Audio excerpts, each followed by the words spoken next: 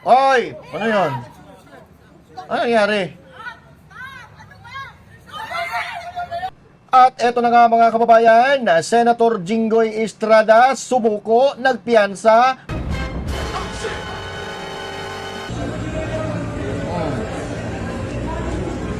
At isa pa sa mga nagbabagang balita, may mga namumuo na namang kudita daw dyan sa Senado sa susunod na linggo. Ba? Totoo ba ito? Sabi ni Senator Lacson, ang remedyo daw dyan, palitan yung Senate President eh. Buhay pa ba yan, yung leadership change? Is there still a possibility sa ngayon? Naghihintay kami ng milagro sa langit. Samantala, Marcos Jr. biglang nagising, natakot sa kasalukuyang sitwasyon ng bardagulan diyan sa Senado. I watched with horror. Horror. At ito na, ito ang pinakamalala mga kababayan, mga kalaban sa politika, uubusin na at may mga nakaambang pag-aresto sa kanila. At ito ay isa pa sa matindi, iginiit ni Romualdez na hindi niya kayang gawing mag-isa ang korupsyon na nangyayari sa ating bansa. Aba, pag-uusapan po natin lahat ng yan mga kababayan. Maya-maya po, ay lamang.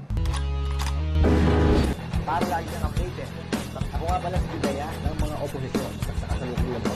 At sabi nga, galit na galit ang mga dakungan ng Pangulong Duterte. Kung hindi ka pa nakakapag-subscribe, i-subscribe mo na yan. Okay, sige. At syempre ha, magandang araw mga banateros at mga kababayan kong Pilipino sa iba't ibang panig ng mundo. Ako po si Master Judea, bakbaka na. Ay, kumusta kayo mga kababayan? Anong oras na ba? Aba, alas 7 na ng gabi. Oo, gabi na pala. Kumusta po kayo? Ano po ang mga ulam ninyo? Huwag kayong kakain ng katangahan ha. Hindi po inuulam ang katangahan. Dahil pag inulam nyo ang katangahan, abay mapapaniwala kayo ng mga pambubudol ng mga kalaban. Kumusta na? Thanks God, it's Friday na pala. Kaya pa ba ng dibdib nyo? Ang nangyayari sa bansa na ito. Kung ano-ano na. 'Di ba? Kanina, ano nangyari? Ang dami na namang ganap ngayong araw ng Biyernes ba? So, Biyernes, may aristuhan na magaganap sana. Buti na lang, matalino, nakapagpiyansa. Kung hindi nakapunta na maaga, makukulong siya Sabado-Linggo, makakapagpiyansa Lunes na. Nataon na naman ng Biyernes, ang aristuhan. Ano ba yan? Di ba? Kaya pa ba ng mga dibdib? Kaya pa ba ng mga dibdib ninyo dahil sa nangyayari sa bansang ito, parang mga sasabog na, ha? Ang dami galit na galit sa social media. Mga nagwawala na. Don't worry, ha? I feel you.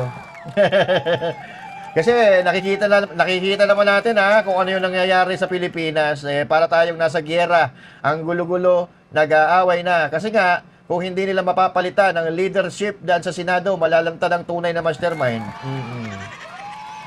So, ayan.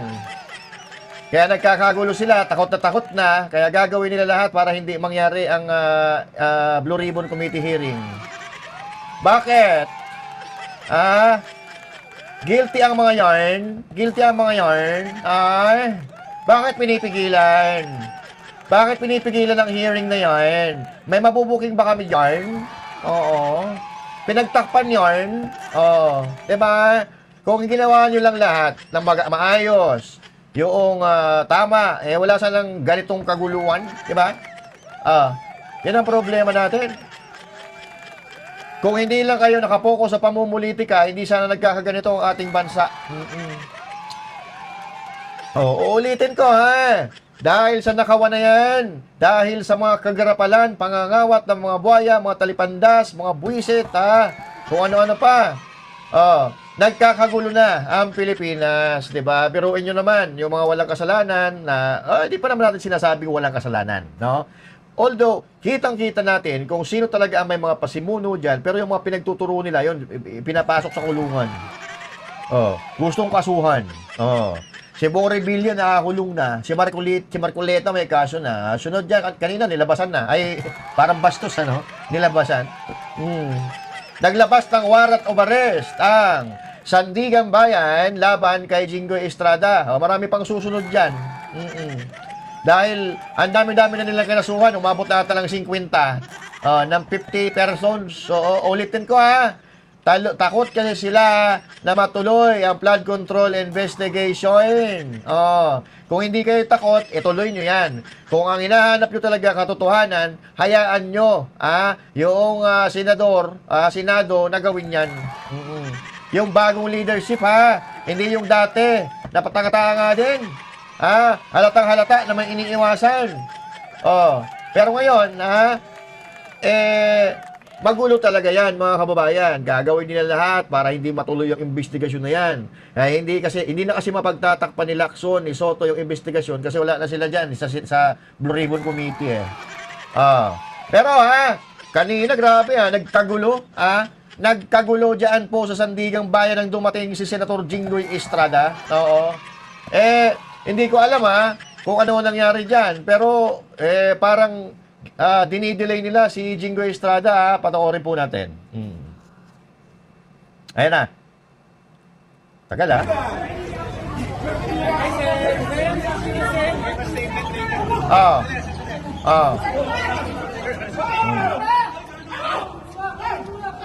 Ayan, nagkagulo na. Walanin nyo kasi. Alis.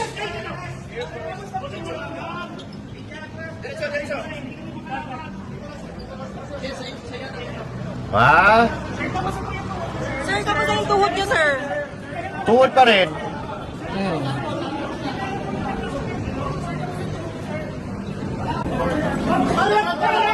Ayan na. Sir, kamusta po kayo, sir? Ano reaction, sir?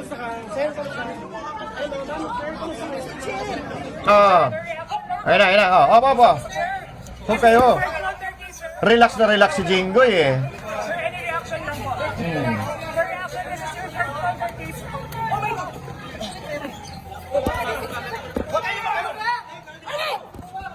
Yari kayo. Ang gugulo nyo umalis kayo dyan. Sige. Ayan na kasi mga to kukulit Sir, kamusta po yung tuhod niyo, sir? Kailan po kayo nagkasakit, sir? Sir, kailan po yung nagkasakit? Ang kukulit din nyo Tuhod pa nga rin. Sir, kamusta kayo, sir? Sir, any reaction? Ayan na. Sir!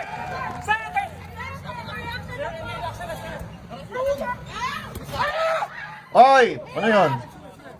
Ano nangyari?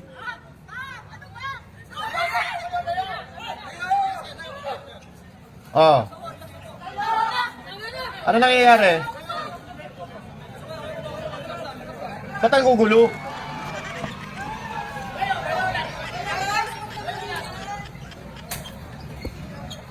Ano nangyari?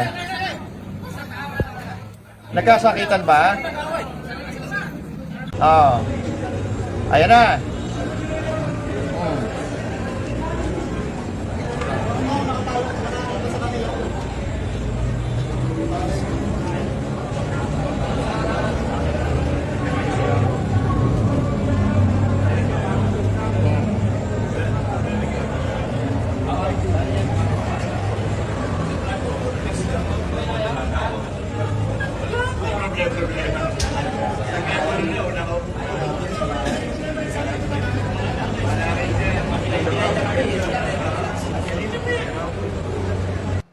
Yan, mga kababayan, nagkagulo na, di ba? So, maya-maya, may pag-uusapan pa tayo na mas matindi pa dyan. Pero, pag-usapan muna natin yan kasi para nilang dinidelay si Jinggoy Estrada. No? Hinaharang nila, hindi ko alam kung nautusan sila naharangin para hindi makapagpiyansa, di ba?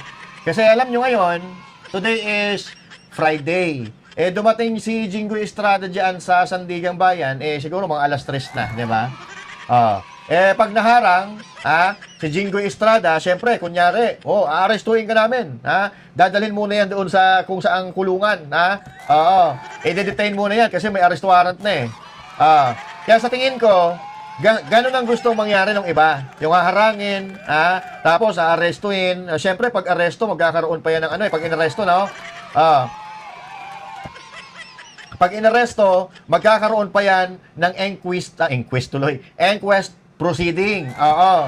Gagawin yan, i-record pa yan sa presinto, tapos magmamagshot, magmamagshot pa, tapos dadalhin na ngayon yan doon sa kulungan. Kung halimbawa, sa Camp Crame, o kung saan selda, ikukulong siya. Tapos, tsaka siya makakapag-file ng bail. Naisahan sila ni Jinggoy Estrada, biglang lumutang biglang lumutang sa Sandigang Bayan. Hindi nila napigilan. So, sa tingin ko, yung kumusyon kanina, hindi natin alam kung ano nangyari kasi may nagkasigawan. Huwag naman kayong ganyan. Tama na, di ba? So, parang nagkasakitan or may gusto atang humablot kay Jinggoy Estrada, hindi natin alam. Pero, ganun, mga tactics lang yan para mapahiya si Jinggoy Estrada siguro dahil makukulong siya. Kapag hindi siya nakapagpiyansa ngayon, makukulong siya Sabado, tsaka Linggo, Lunes, maghapon pa yan kasi asikasuhin pa yung piyansa niyan nalusutan na naman sila. Kaya yan, mamaya, galit na naman yan, yung iba dyan. Marami na namang galit na galit. Nakakaawa na po itong ating bayan Kung nakakapagsalita lang ang bansa natin, baka umiiyak na nagrereklamo na sa ginagawa ng mga magnanakaw na timawa. So, hindi po natin inaabsuelto si Jinggoy Estrada kung may kasalanan siya, di, syempre, panagutan niya. Wala tayong pakialam kung talagang sangkot siya dyan, wala tayong magagawa. Pero sa tingin natin, sa ginagawa ng administrasyon ngayon, nakikita naman natin na ang hinuhuli nila, yung mga kalaban sa politika, magdududa ka talaga. Magdududa ka, di ba? Siguro, baka pinayagan si Jinggoy Estrada na makapagpiyansa dahil yung bunuan na kakampi nila nagpiyansa din, wala silang magagawa. Hindi naman po pwede na pagpiyansahin nila si bunuan tapos si Jinggoy Estrada hindi, mahalata sila masyado dyan. Di ba? So, ngayon, mga kababayan, nagkakagulo na. Kasi alam nyo kung bakit? Kasi uumpisahan na po yung investigasyon dyan sa Blue Ribbon Committee sa flood control corruption. Kaya ayan, nagmamadali na sila. So, ang gusto nila mangyari, mabawasan ang mayorya. Mabawasan ang majority. Pag nabawasan ang majority, halimbawa, napakulong nila si Jinggoy. Si Senator Bato, hindi na makakaboto. Diba? So, from 13, mababawasan na ng dalawa, magiging 11 na lang. So, pareha sila sa minority tsaka majority, 11. Tapos ipapakulong pa nila yung isa, 10 na lang ngayon ang sa majority. Ang minority, 11. So, pag nagbutuhan, panalo yung 11. Pero buti nakapagpiyansa si Jinggoy Estrada. Kasi baka ang mangyari, pag-uusapan natin maya-maya na may umamin, mga kababayan, na magkakaroon ng palitan. Kasi alam na nila na may makukulong di ba? Sabi ni Erwin Tulfo, pero pag-usapan natin yan, mamaya. Kaya, nagmamadali po sila, mga kababayan. Kawawa, pero ang kawawa dito, tayong mga ordinaryong Pilipino. Ganyan po sila atarantado, kinakasuhan, kung ano-ano dami na nga nila kinakasuhan. Damay pa nga kami Diba? Kinasuhan ng plunder si Marcoleta, hindi naman galing sa pondo ng Pilipinas, yung donation na natanggap niya. Saan ka nakakita ng ganyan? Bendalo? Bendalo talaga. So, saan ka nakakita? Wala silang pakialam. Wala silang pakialam kung anong kalalabasan ng investigasyon sa pagsasampa nila ng kaso. Alam niyo kung bakit?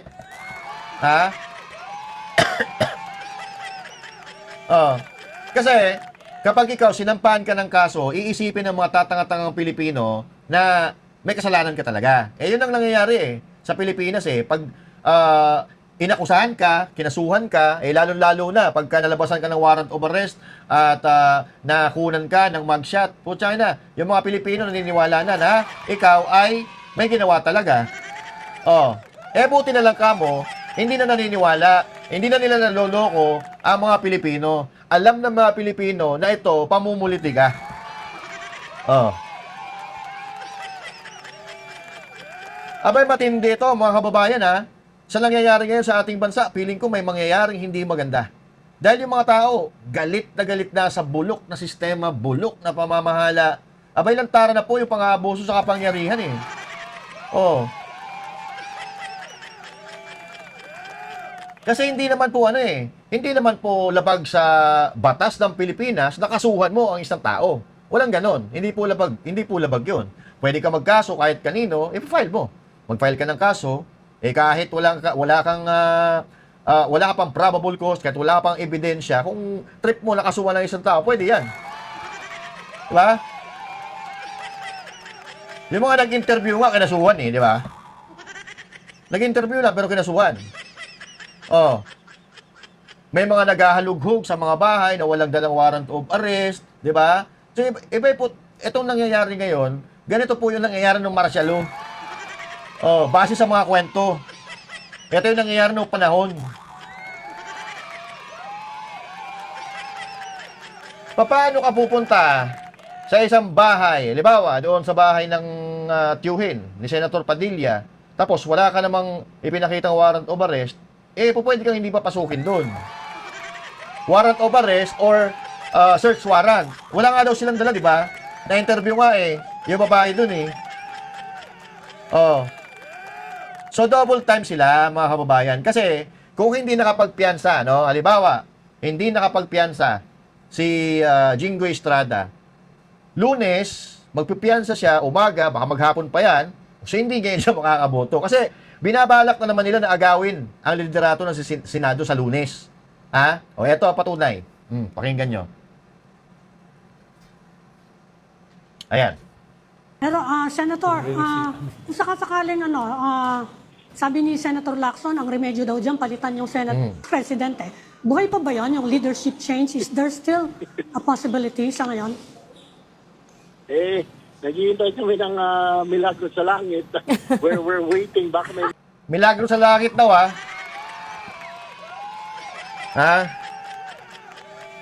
Ako naniniwala ko na kung katarantaduhan ang gagawin ninyo, hindi ko naman sinabi katarantaduhan yan. Ako naniniwala ako na kung katarantaduhan, hindi yan galing sa langit. Ha? Galing yan sa demonyo. mangyari. Baka, hopefully, sa body language ng ilang senador nung Wednesday, may mga nakita kami na probable pwedeng kausapin over the weekend. Yung meron may ilan doon na dalawa sa kanila na probably after what happened, talagang medyo disgusted din naman. Hindi sila makapaniwala. So, probably these two, probably we can talk to them over the weekend. Pero, still, no assurance kung sasama sila. Yun, mga kababayan, ha. So, yan po, narinig nyo naman. Ganyan katanga si Erwin Tulfo. Masyado siya nagpapahalata, Kasi kung pagpapasiyan po natin, yung mga sinasabi niya, gusto talaga nila agawin. Gusto talaga nila agawin ang Senado. Nakita nyo kung anong uri ng pagkatao meron ang tao na to? Kasalanan nyo to Binoto nyo yan Ako hindi ko binoto yan. Tingnan nyo, mas concerned pa sila sa pag-agaw ng Senado kaysa gawin nila yung kanilang mga trabaho. Di ba? Kitang-kita mo sa sinasabi niya Nagdadasal pa nga siya kung saan langit yung sinasabi niya Kung magkakaroon daw ng milagro yung langit. Nagkaroon ng milagro yung langit. Pinagpiyansa si Jingoy Estrada. So ibig sabihin, kahit magbotohan kayo sa Lunes, panalo pa rin sila, 12 pa rin sila. Maliban na lang kung may gagawin kayong bago. Di ba? Kitang-kita mo sa sinasabi ni Erwin Tulfo kung ano yung mahalaga lang sa kanila. Yung maagaw ulit ang Senado. Alam mo, hindi matatapos itong gulo sa Senado kung hindi titigil sa kakupalan ng mga to.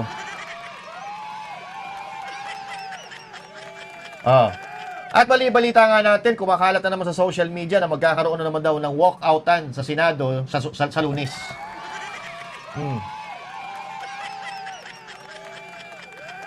May susunod pa dyan kay Jingoy Estrada kasi napakarami na po nilang kinakasuhan. mas nakatutok po sila sa pagkakaso kaysa sa mga tungkulin nila sa gobyerno. Puro pamumulitika, puro panggigipit doon sa mga personalidad na posibleng magpakulong sa kanila. Kasi, kung hindi nila gagawin yan, kung wala silang kinalaman dyan sa flood control na yan.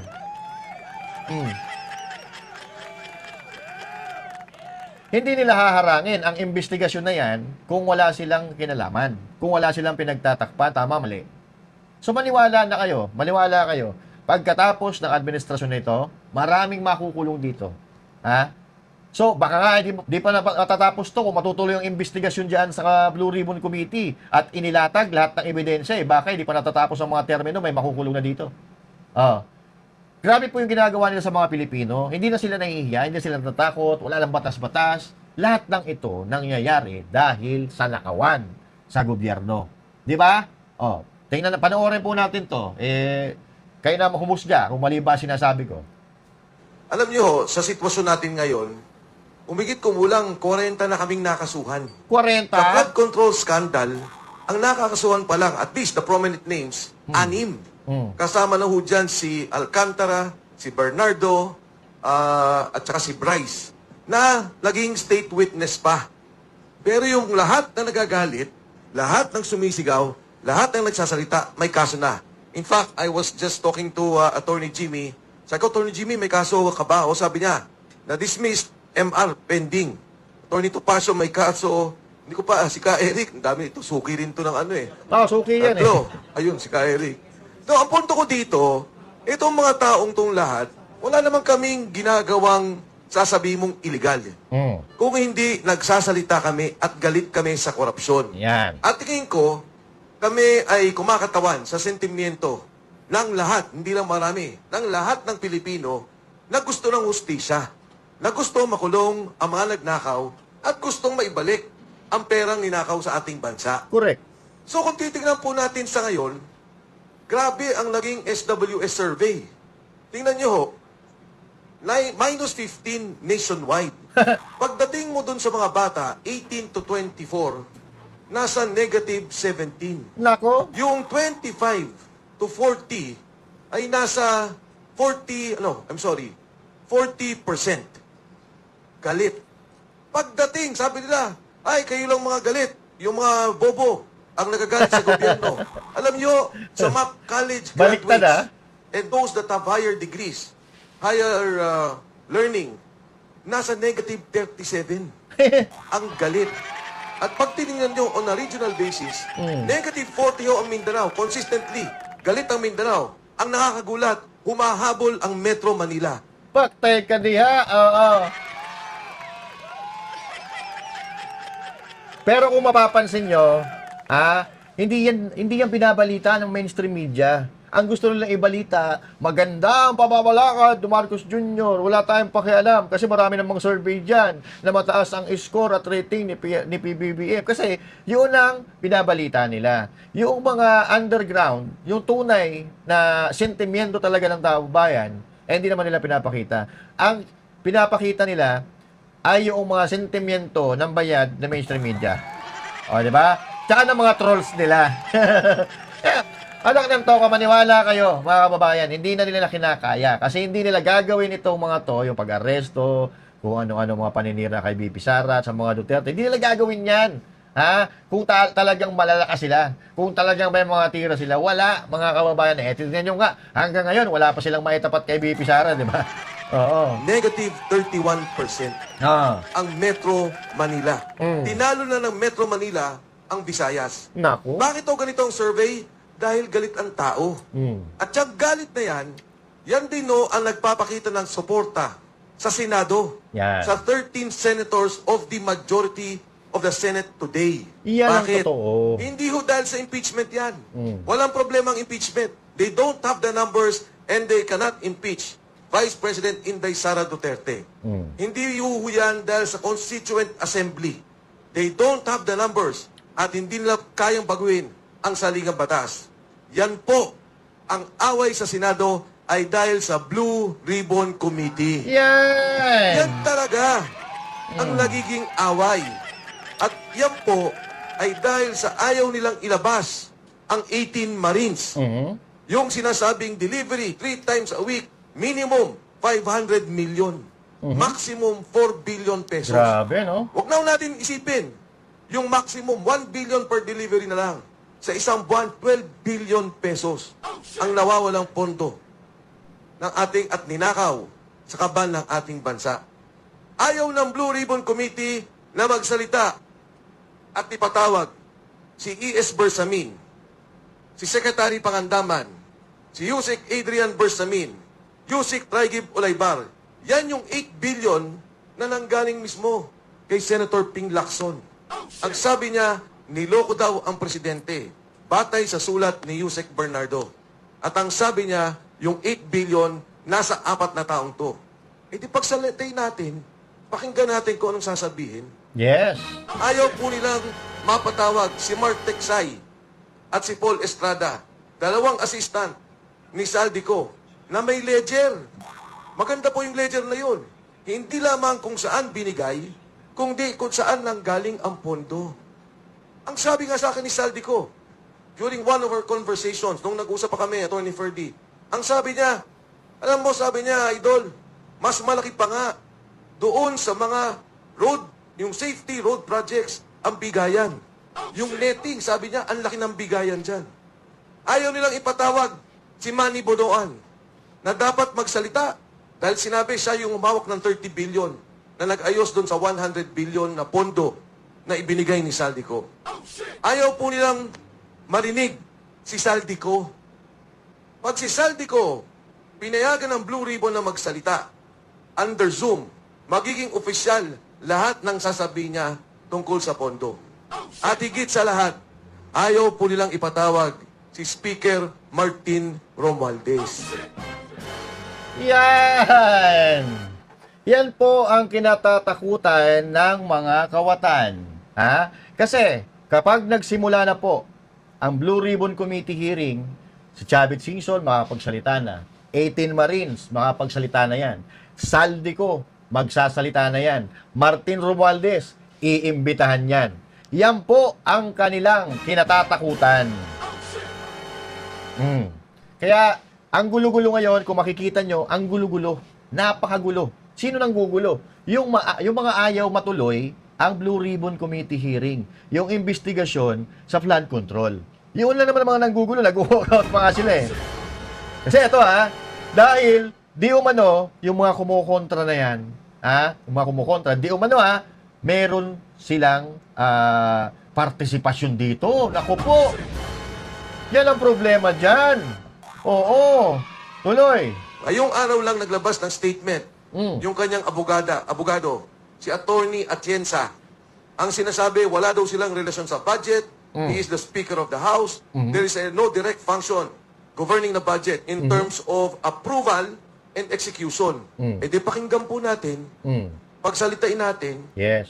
eh di ba ang sabi ni Saldico, yung tamarind na bahay niya, amoy pera na. Dahil yung ilalim nun ay puro pera. Ano ang sabi ni Speaker Martin Romualdez? Pag ako pinilit nyo, magsasalita ako. Hindi ba yung palang admission na may alam siya? Yes. Eh yun nga kung sila yung Bersamin, Secretary Pangandaman, na magsalita si Saldico, biglang nag-resign. Yan ang ayaw nila sa Senado. Ang Blue Ribbon Committee hearing. Ayan po, mga kababayan, ang sinasabi natin. Paulit-ulit natin sinasabi yan. Kasi kung hahayaan lang nila na magkaroon ng patas na investigasyon, ipatawag lahat ng mga binabanggit na pangalan, walang mangyayari na ganitong kaguluhan. Unang-una pa lang na katibayan or ebidensya na gusto talaga nilang pagtakpan. Kasi nung malapit na nung si Marcoleta, ang chairman ng Blue Ribbon Committee, nandun na, malapit na tayo eh. 'Di ba? Napakalapit na natin. Pero anong ginawa nila? Nagkudita sila. Inagaw nila ang Senado, antimano, wala pang 24 oras, tanggal na si Marcoleta sa Blue Ribbon Committee.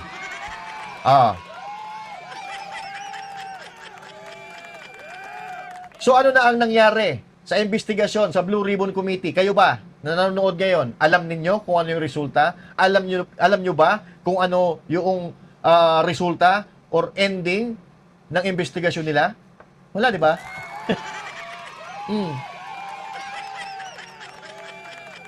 Uulitin ko.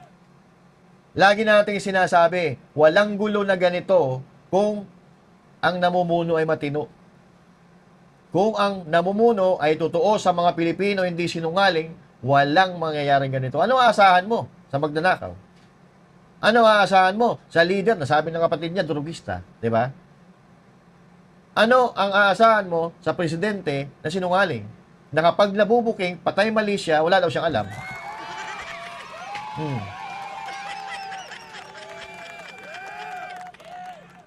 Nahuli daw si Saldico. Nasaan si Saldico ngayon?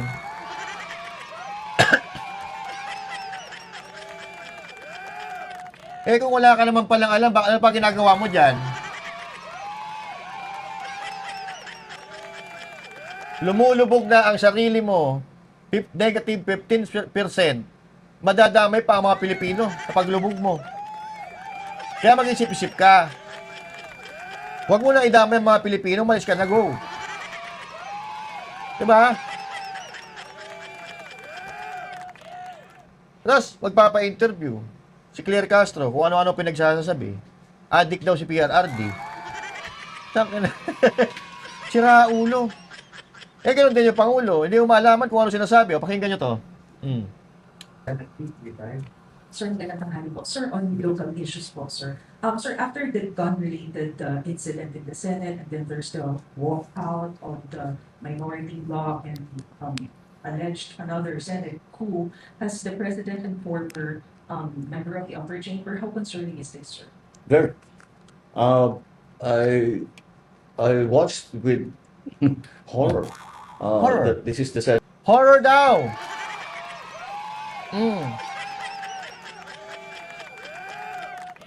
Siya po may sabi niya na, horror. Ano ba, horror? Di ba nakakatakot? O natakot siya? Bakit? Mauungkat sa Blue Ribbon Committee ang tunay na ginagawa ng mga mastermind. Yan ang problema. Di ba? Oh, takot na sila. the senators Oh, become this. nagkakautal-utal na nga, oh. I look at my other fellow senators. Oh. Madalas kaming nagtitinginan ni E.S. Ralph. Sinasabi, ganito ba tayo? Ganyan ba tayo nung senador tayo? Meron ba tayong ganyan? Bakit? May pagtingin ba kayo sa isa't isa? Ano nangyari? Yung Nagtanong pa no? Nagtanong pa siya kung bakit ganito daw. Bakit, paano nangyari sa Senado? Tanga ka, di mo alam? Nang dahil sa pagnanakaw sa gobyerno. Kaya naging ganito ang Senado. Sa pagtatakipan sa mga investigasyon, kaya naging ganito ang Senado. Nang dahil sa pagsasabuatan, nagkakagulo ang Senado. Kung inayos lang ni Lacson, ni Soto, yung investigasyon sa Blue Ribbon, sa ICI, hindi sana tayo abot sa ganito. Okay na sumagot. Bakit nila pinagtatakpan? Bakit sila nagtatakipan? Kung yung sabihin, hindi kayo nakakahalata dyan. Sasabihin, dumaan sa tamang proseso, ebidensya. Puta. Huy! Senado, hindi na kagaya nung panahon natin. Dahil nagpe-personalan na eh. Noong mga panahon nyo kasi, puro nga, oo, sige, Mr. President, oo. Mr. President, ano ba gusto mo? Oo, lang kami. Eh ngayon, may mga tumatayo. Mula nung maupo si Pangulong Duterte, nagkaroon ng dignidad ang mga Pilipino. Natakot yung mga magnanakaw, 'di ba? Natakot yung mga drogista, natakot yung mga kriminal, natakot yung mga komunista. Ngayon, anong nangyayari sa atin? 1 trilyong piso. 1.7 trillion ang nawala sa pera ng mga Pilipino. Tapos magtatanong ka kung bakit nagkaganito? Oh my God, where's your brain cells? Naging personal, ang babaw na ng usapan. Ang lalim mo, ha? Apakalalim mo, ha? Bilib ako sa iyo, ha? Ang lalim ng argumento mo, ha? Oh, baka mag-alamano ng mga tao dyan, ha? Oh, hindi mababaw ang usapan. Dahil ito, na sinasabi mong mababaw na nangyayari ngayon, dahil yan sa mga kawatan. Sino ba yung kawatan? Sumagot ka. Dahil ang kwento ko nga, yun ang kwento na. Puro ka meron kwento mga eh. senador na pagka meron kami pinag-uusapan na sa trabaho, hindi kami nag-agree talaga. Bakit? At saka tatayo, mag-interpolate, at saka yung interpolation talaga mabigat. At saka, matindi talaga. Yung interpolation talaga, mabigat talaga. Putya nga na. Kitang-kita nga sa mga salita mo eh, di ba? Mabigat talaga yung mga interpolation. Oo, halos ka. Mabigat. Oo. Pakita nga ng ebidensya. Oo. Kung yung pinakamagaling mong interpolation na ginawa dyan sa Senado dati, pakita. well-studied and no-holds-barred interpolation. Wow. Pero oo. after pag-upo namin, magkakape naman kami, kakain kami ng magkasabay. Hindi personal. O, hindi magko-coke?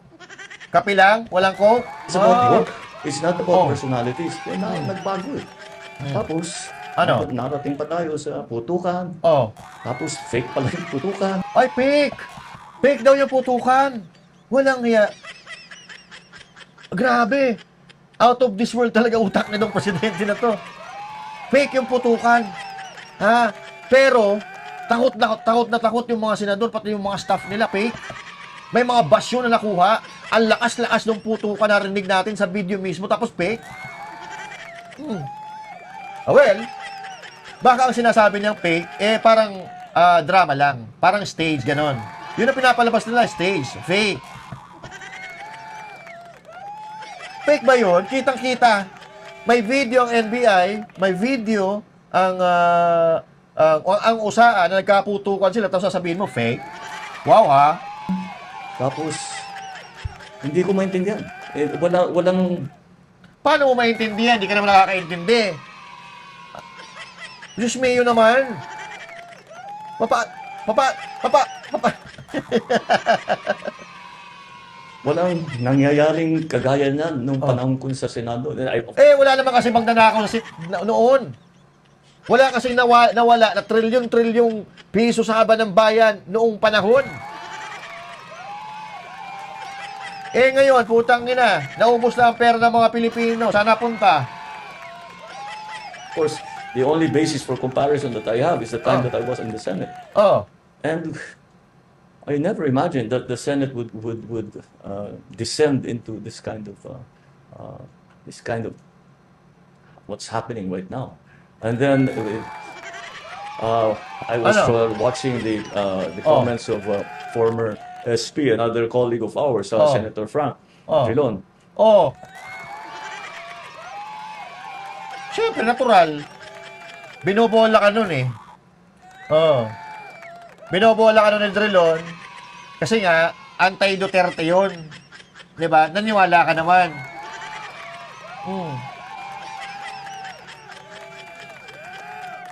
Bakit hindi mo gawing halimbawa yung sinasabi ng ibang senador na iba yung sinasabi kontra kay Drilon? Mas marami yun. Sabi niya, ano nangyari dito? The Senate is now sheltering fugitives from justice. How did that happen? Fugitive from justice. Bakit? May warrant of arrest na ba? Ha? Sa local court ng Pilipinas? Hindi mo ba nakita yung statement ng Associate Justice? Ha? Na walang jurisdiction? Ipinagpipilitan nyo talaga. I don't understand how a Senate is supposed to function if those are the kind of things that the Senate is embroiled in. Tanungin mo si Erwin Tulfo, saka si Mig Subiri. Oh, kasi imbes na mga pagdebate, nag-walk out. Yun ba yung mga umiidolo sa'yo? Yung mga nag-walk out? Kasi magaling ka eh. No holds bar ang ano nyo dati, di ba? Sabi mo eh. No holds bar yung interpolation nyo dati, di ba? Bakit nag-walk out yung mga bata mo? I hope they figure it out soon. You can't figure it out because you don't have a figure. You are a bad figure. Di ba? So ito ang problema, mga kababayan. Nagtatanong siya, bakit ganito na raw ang Senado? Puta, hindi niya alam kung gagawa niya.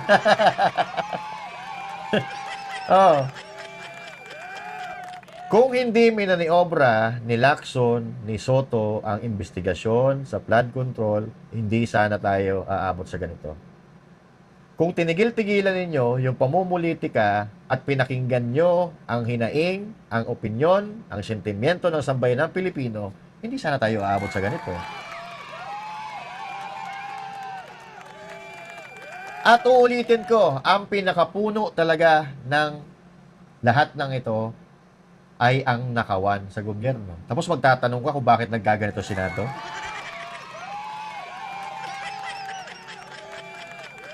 Huwag mo kaming ginagawang gago katulad nyo. Ayaw nyo ba matuloy ang investigasyon dahil sangkot kayo? Ha? Siguro galit na galit ito dahil nyo sa Japan, ha? Pinagmumura siya ng mga Pilipino. Oh, sinigawan siya, Magnana Marcos, magnanakaw. Oh, sinigawan siya sa Japan, eh. Ito pa, kwento, ha? Sa Japan, ha? Sabi ng mga Pilipino na nagrarally, sabihin na natin, si Doc Lorraine Badoy, may kwento siya, ha?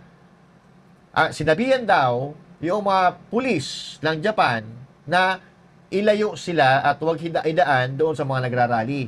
Dahil ayaw daw niya di umano makita at makaharap ang mga Pilipino na nagrarally. 'Di ba? Pero ang ginawa daw ng Japan Police, nung nakatapat na sila doon sa mga nagrarally, binagalan yung takbo ng convoy. Nung nasa harap na sila ng mga nagrarally, ha? So, eto po, panoorin po natin yung video. Bongbong magnanakaw! Bongbong magnanakaw! Ibalik mo ang bayan! Ibalik mo! Magnanakaw! Magnanakaw! Magnanakaw! Magnanakaw! Magnanakaw! Bongbong magnanakaw! Bongbong magnanakaw!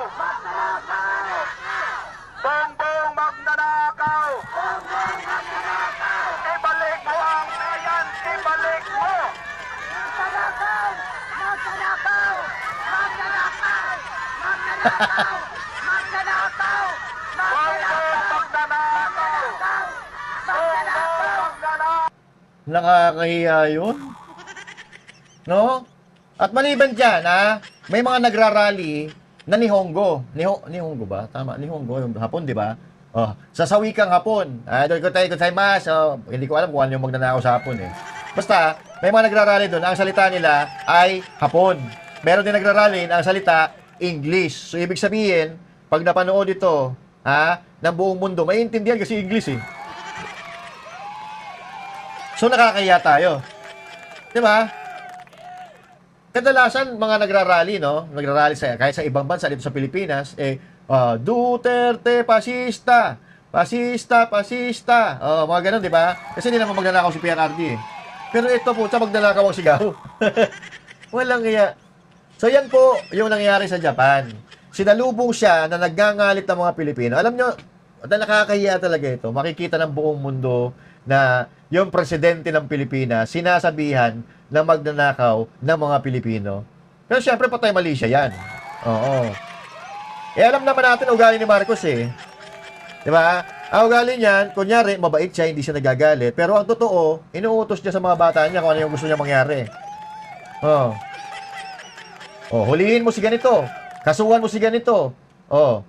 Tapos, itatanggi niya. Ito naman ginagawa ni Marcos Jr. sa bansang ito, eh. Tanggi lang siya ng tanggi. Kahit yung ebidensya, isinasampal na sa kanya. Ito, panoorin natin. Your critics, particularly your sister, Senator Amy Marcos, are accusing you of conniving with the House of Representatives and Senate for a constitutional assembly that will extend your term via no election scenario. You already addressed this earlier, Mr. President, by means of a facial expression only. May we officially get an explanation or comment on this issue? And can you elaborate on that item? I don't know. I mean, she should fire her staffer who gave her that information. Because, you know, the fake news. Si Santin daw ni Amy Marcos yung nagbigay sa kanya ng impormasyon. Ang nagbigay sa kanya ng impormasyon, si Lito Banayo. Si Lito Banayo na nagbigay ng impormasyon. Tapos, nabasa lang daw nabasa ng staff ni Amy Marcos yung dyaryo, sulat ni Banayo. Ngayon, tinawagan ni Amy Marcos si Banayo, tinanong niya kung totoo ba yun. Diba? Sinabi naman ni Banayo na nandun pa nga si Ping Lacson, diba?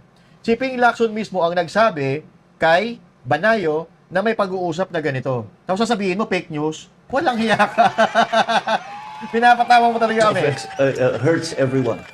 Not only those that fake news is attacking, but also those who are purveying that fake news. The purveyors of fake news are also damaged by this kind of. So she should choose her sources of information. Ba't di ka mapakali? Pag gano'n na.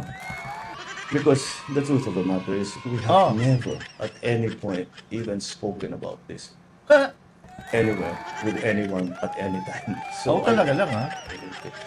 It is, well, that's, kayo, nasa media kayo. Ano Tapos? naman ninyo ang nagiging epekto ng fake news? Yeah, that's what.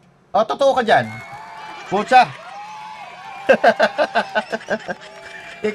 ikaw mismo nga eh. Source ka ng fake news, di ba? Yung nahuli, na-stop, di ba? Isang linggo na pinagdebatihan yun. Yung information na yun, galing sa'yo. Tapos, ang lakas na loob mo magsabi ng maraming nagpi-fake news, ikaw yung pasimuno. That's a perfect example. Fake news is a corrosive influence on all sectors of society, in political, in economics, in actual human relations, etc. And if you're not part of the solution, you become part of the problem. Tama. And that's Ang laki nga namin problema sa iyo eh. Ang laki ng problema sa iyo eh, di ba? Kaya ngayon, unang sinungalingan nito, 5,500 flood control projects, walang baril ang mga pulis na pumasok sa KOJC. Ano pa ba? Hindi tayo makikipagkaisa sa Amerika because pag pinapasok natin ng Amerika sa Pilipinas, that's a recipe for disaster. Kung dyan na, pagkaupo niya no? Nadagdagan yung EDCA, dami na. Di ba? Ano pa sabi nito? Ipagpapatuloy natin ang mga nasimulan ni Rodrigo Roa Duterte. Di ba yun ang kasunduan nila ni BP Sara? Nangyari ba? Hindi. Di ba? Tapos, larga to ng larga dati, di ba? Unang mga taon niya, larga ng larga. Di ba? Ang daming mga investment na naiuwi natin. Ang dami natin yung pledges na nauwi. Nasaan na yun? Nasaan na? Tapos tuwa-tuwa na naman ang mga tanga ngayon, nakauwi ng pera galing sa Japan. Samantalang yung mga una, hindi natin alam kung nasaan na. Kasagsagan ng pagbiyahe niyan, pag-i-explore niyan ni Ferdinand Magellan, di ba? Ang dami daw niya na naiuwi na pledges, investment galing sa iba't ibang bansa. Pero, pucha, kumuha ng pera sa gobyerno, nilagay sa Maharlika Funds. Kinuha pa yung PhilHealth. Di ba? So, nasaan ngayon yung mga investment? Walang iya. Nagloloko tayo nito eh. That's a perfect example. The next question from Ivy, Billionaire. Huwag na patanungin yan. Pare-pares lang ang mga tanongin nyo. So, sino kaya ang sinungaling? Sino kaya ang fake news? Di ba? Nahuli si Saldico. Ano yun? Joke lang. Hindi mo pala nahuli, na-stop lang pala. Pero, nahuli, na-stop, whatever it is, pero wala silang pinakita ebidensya. Kahit picture, wala. So, sino sinungaling sa inyo? Si Soto? Si Lacson? Si Amy Marcos? O ikaw? Kasi inamin nila may pag-uusap eh. Si Boji D, di ba? Nandun sa pag-uusap nila. At iba pang mga personalidad, kasama si Soto. Si Lacson mismo nagsabi nun eh. Na pinag-uusapan yung CONAS. Tapos wala ka na namang alam. Puta na, si Junior na walang kamalay-malay, wala na namang alam. So sino sa inyo nagsasabi ng totoo? Yung pinsan mo mismo nagsasabi, kulang na lang ituro ka eh. Kulang na lang banggitin ang pangalan mo. Ito.